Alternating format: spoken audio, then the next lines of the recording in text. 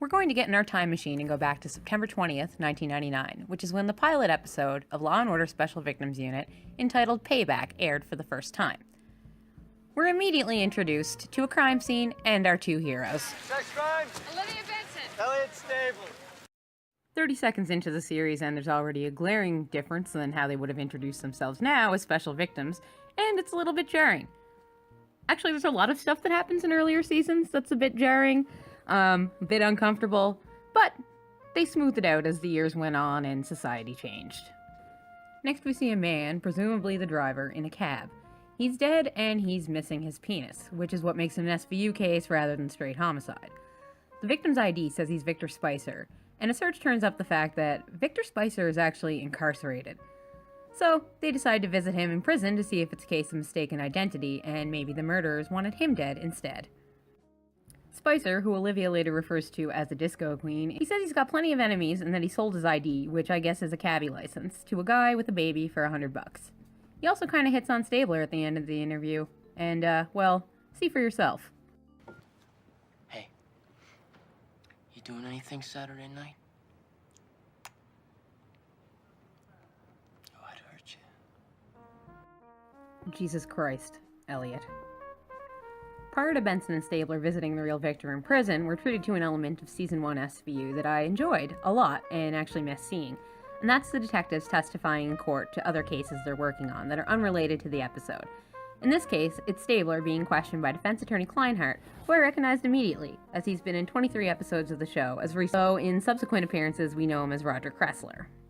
Kleinhardt asks some really weird questions about whether or not Stabler is obsessed with sex, and that's why he's an SVU detective. Now, you're a member of the Special Victims Unit of the New York City Police Department, is that correct? After answering, Stabler cracks some joke about the defendant's shortcomings, which, leads to the guy pulling his pants down and whipping his junk about in court, which is... well, it's not boring. There's that. The time-honored Law & Order tradition of detectives questioning people who can't stop what they're doing for 5 fucking seconds to talk to the cops starts immediately in the pilot. The interview witnesses, including a woman at a diner who, while of course working instead of just sitting down for a second, declares, This city sucks. After talking to another witness, and after the ME says a red fingernail was found in one of the victim's wounds, the detectives are now armed with the info that they're likely looking for a female murderer, as the last time the Vic was seen alive, 2 women were hailing his cab. They find out the victim is not named Victor Spicer, but rather Stephen Panacek. They report to his wife and child, and the widow is very distraught and informs him that her husband is a Czech national who wasn't in the country legally, which is why he had to buy his license off of Spicer. She's really torn up about the whole thing.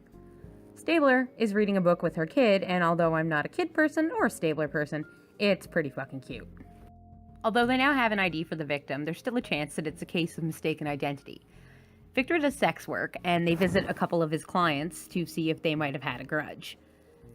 Turning up nothing new, they go back to the station where the following interaction happens. That's cool. John doesn't eat vegetables. Yeah? The way I heard, that's not the only thing John never gets to eat. Wow, Jeffries. I think I kind of miss her too. Since Panacek was in the country illegally, Cragen suggests that they run his prints through Interpol. So, once that happens, he's actually re-identified. He's not Victor Spicer. He's not Stephen Panacek. He is, in fact, a Serbian war criminal named Stefan Tanzic. He's been indicted for ethnic cleansing and raping at least 65 women, including a handful right there in New York. Cragen is instantly worried Olivia's going to go rogue because the guy was human trash, and tells Stabler to tell her if she can't work the case, she's off the squad. Which, I mean, yes, but why is it Stabler's job to tell her that? I know that when a coworker would tell me not to do something when I worked outside of the home instead of a supervisor, that just made me want to do the thing I wasn't supposed to do more. Another visit to the medical examiner reveals that they're looking for 2 killers who used 2 different weapons. They start tracking down Tanzic's New York victims to question, because it's super likely this was a revenge killing. Or payback, if you will. They find a woman who was blinded by Tanzic, who clearly had nothing to do with the attack and was entirely terrified at the very thought of him, and they got to inform her that he is now dead. They move on to the next woman, named Marta Stevens, and instead meet her husband and son. The child looks just like Tanzic's child, and with the knowledge that it's Marta's son and her husband's stepson, Olivia concludes the boy is probably the product of Marta's rape by Tanzic. They find Marta at work that she uses as an alibi, although she's quick to know she isn't sad that Tanzik is dead, which she shouldn't be, as by her own admission, he raped her for 23 days straight. She seems probably a likely suspect, but Olivia can't bring herself to arrest her. Stabler isn't pleased by this, and maybe Cragen was right about Olivia's feelings. But she had checked Marta's hands and she didn't have any injuries, like, say, a broken nail. Since the ME said there were 2 murderers and the witness saw 2 women hailing the cab, we move on to another of Tanzik's victims, a woman named Anya. She works at a restaurant and is sporting a bandaged hand. She also says that she was at work, and this made me realize that since I spend pretty much every moment of my life alone, unless I'm at the grocery store, I'm pretty much SOL if I ever need an alibi if somebody close to me gets murdered. Stabler revisits one of the witnesses from earlier, now armed with pictures of Marta and Anya. The witness says he can't ID them. For some reason, Stabler still gets arrest warrants and says he has a positive ID, which is the start of a forever long tradition, once again, of detectives in this unit doing things that aren't by the book, probably are questionably moral or ethical, and maybe illegal. I don't know enough about the laws involving this kind of thing, so we're just gonna keep going. After the arrest, Benson tells Marta not to say a fucking word without a lawyer. But, again, arrests her like she has to. Stabler is about to arrest Anya when she completes suicide in the most metal way possible by stabbing herself in the gut, which is definitely a horrible way to go. We get a scene of her whispering something to Stabler while she dies. We then get 88 Carmichael from the original Law & Order franchise, and she gets Marta to confess. Marta explains that she and Anya did in fact kill Tanzik, who, honestly, deserved it and then some, but I digress. She gets Man 2 and 18 months in a psych hospital. Olivia's perspective, I guess, is supposed to be ours as the general public, because I really feel for this woman and I couldn't work in any kind of law enforcement because it'd be really, really hard to do my job properly and actually make the wheels of the justice system spin the way they're supposed to, even when somebody is a bad person. One of the final scenes of the inaugural episode involves Cragen calling Benson Stabler into his office for one of what will be many, many times in years to follow. He says something to Olivia, which I'm just going to leave you with because L-O-fucking-L. You just used your get-out-of-jail-free card on this case, Olivia. There's only one in the pack. If only he knew just how many get-out-of-jail-free cards this squad would be using in the coming years. You, sir, sit on a throne of lies. The episode ends on a sad note, because Olivia wants to know what Anya said to Stabler while she was dying. For context, Tanzik killed her kid or her grandkid or both, something like that. I completely missed it and I'm sorry, but here we go. She said something to you, didn't she?